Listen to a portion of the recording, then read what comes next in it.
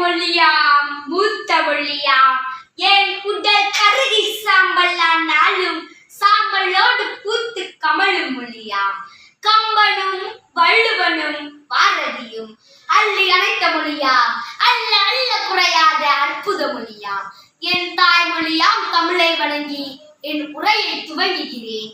எனக்கு கொடுக்கப்பட்ட தலைப்பு விருதுநகரின் விந்தை மகன் காமராஜர்.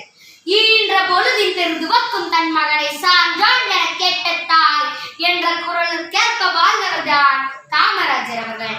1903ஆம் ஆண்டு ஜூலை மாதம் 15ஆம் நாள் குமாரசாமிக்கும் சிவகாமி அம்மைக்கும் மகனாக பிறந்தார் விருதுநகரின் வித்தைக்காரர். காமராஜர் எளிய குடும்பத்தில் பிறந்தவர். ஆனாலும் ஏற்றம் பல கண்டவர்.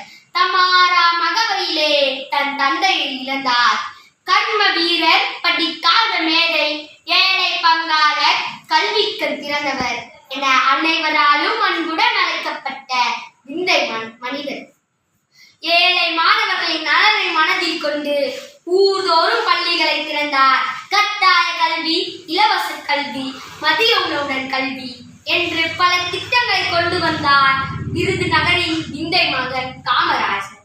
வான்மலையை வீணாக்கி கலக்காமல் இருப்பதற்காக தடுப்பணைகள் பல கட்டினார். தலைத்தொது விவசாயம், தொழில்நோக்கு பார்வையார் தொழிற்பேட்டைகள் பல அமைத்தார்.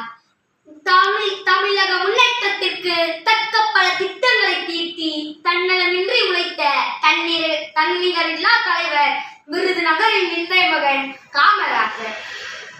கல்வியே தேசத்தின் கண்களை திறக்கும் என்று கூறி பட்டி தொட்டியெல்லாம் பள்ளிக்கூடத்தை கட்டினார். காமராஜர் படிக்காத மேதை அல்ல, ஏழை குழந்தைகளை படிக்க வைத்த மேதை. காமராஜர் அணைகள் கட்டினார், அசையாத பள்ளிக்கூடங்கள் கட்டினார். ஆனாலும் அவர் கதிராரை தான் கட்டினார்.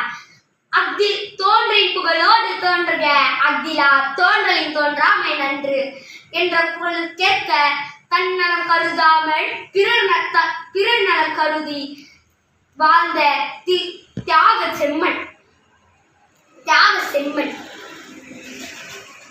அக்திலார்.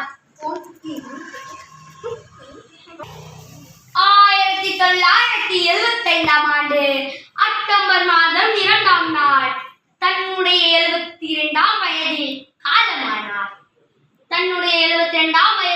காலமானார்.